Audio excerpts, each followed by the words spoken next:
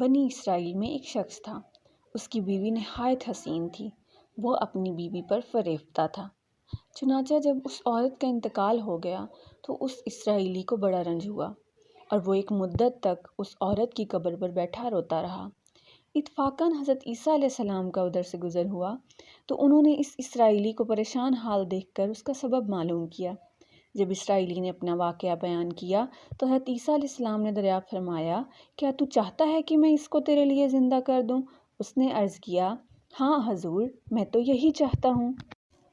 جب حضرت عیسیٰ نے اس قبر کے مردہ کو آواز دی تو قبر سے ایک حبشی غلام، جس کے ناک کے نتنوں، آنکھوں اور جسم کے دوسرے سوراخوں سے آگ لپٹ رہی تھی، حضرت عیسیٰ علیہ السلام کو دیکھتے ہی غلام نے کلمہ پڑھا۔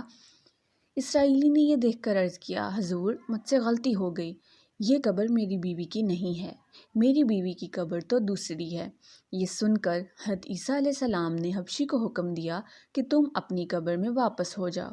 چنانچہ وہ مردہ ہو کر گر گیا اور اس کی قبر کو مٹی سے چھپا دیا گیا۔ پھر حضرت عیسیٰ علیہ السلام نے اپنی توجہ دوسری قبر کی طرف فرمائی اور حکم دیا کہ اے صاحب قبر، اللہ کے حکم سے زندہ ہو جا۔ قبر پھٹی اور اس سے ایک عورت سر سے گرد جھاڑتی ہوئی باہر آ گئی، جس کو دیکھ کر اسرائیلی بولا، یا روح اللہ، میری بیوی یہی ہے۔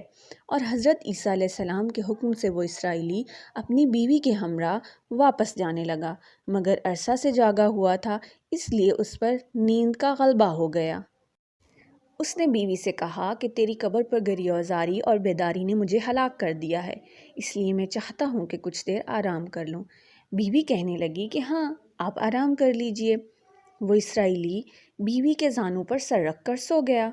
اتنے میں ایک گھوڑے پر سوار ایک شہزادہ وہاں سے گزرا، جو اپنے حسن میں بے مثال تھا، جس کو دیکھ کر شہزادی اس پر فریفتہ ہو گئی اور اس کا دل قابو میں نہ رہا۔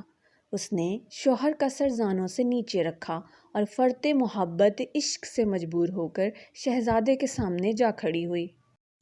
ادھر جیسے ہی شہزادے کی نظر اس پر پڑی تو شہزادہ بھی اس پر فریفتہ ہو گیا اور عورت کی خواہش پر اس کو اپنے گھوڑے پر بٹھا کر لے گیا۔ جب شوہر نیند سے بیدار ہوا اور اس نے اپنی بیوی کو نہ پایا تو وہ انتہائی پریشان ہوا اور اس کو ڈھونڈنے لگا۔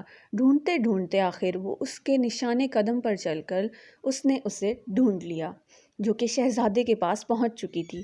اس کو دیکھ کر اسرائیلی نے شہزادے سے عرض کی کہ یہ میری بیوی ہے، اس کو چھوڑ دیجئے۔ ابھی شہزادہ کچھ کہنے ہی نہ پایا تھا کہ اس عورت نے کہا، میں تیری بیوی نہیں بلکہ شہزادے کی لونڈی ہوں۔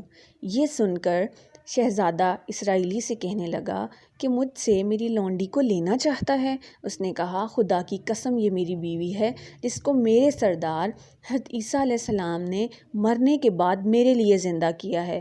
ابھی یہ گفتگو ہو رہی تھی کہ اتفاقاً حضرت عیسیٰ علیہ السلام وہاں سے تشریف لے آئے، جس کو دیکھ کر اسرائیلی کہنے لگا، یا روح اللہ، کیا یہ وہی میری بیوی نہیں ہے جس کو آپ نے میرے لیے زندہ کیا ہے؟ حضرت عیسیٰ علیہ السلام نے فرمایا کہ ہاں، یہ وہی ہے۔ یہ سن کر عورت کہنے لگی کہ یا روح اللہ، یہ شخص جھوٹا ہے، میں تو اس شہزادے کی لونڈی ہوں۔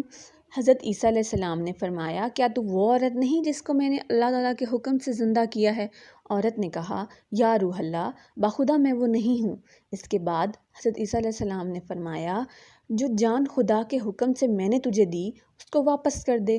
یہ سنتے ہی وہ عورت پھر مردہ ہو کر گر پڑی اور حضرت عیسیٰ علیہ السلام فرمانے لگے، جو شخص ایسے آدمی کو دیکھنا چاہے جو کافر مرا تھا اور زندہ ہو کر ایمان لایا تو وہ اس حبشی غلام کو دیکھ لے جو پھر ایمان کی حالت میں مرا ہے، اور جو کوئی ایسے شخص کو دیکھنا چاہے جو مومن مرا تھا پھر اللہ نے اس کو زندہ کیا اور وہ کافر کی حالت میں مر گیا تو وہ اس عورت کو دیکھ لے۔ اس واقعے کو دیکھ کر اسرائیلی نے قسم کھائی کہ اب وہ کبھی نکاح نہیں کرے گا اور میدانوں کی طرف نکل گیا، جہاں اللہ کی عبادت میں مصروف رہ کر اسے موت آ گئی۔ اللہ تعالیٰ اس پر رحم فرمائے۔ تو حاضرین، اس واقعے سے ہمیں کیا سبق ملتا ہے کہ کامیابی اپنے نبی محمد صلی اللہ علیہ وآلہ وسلم کی اطاعت سے ہی مل سکتی ہے۔ ہمیں بھی چاہیے کہ ہر حال میں اپنے نبی کی اطاعت کو سامنے رکھیں۔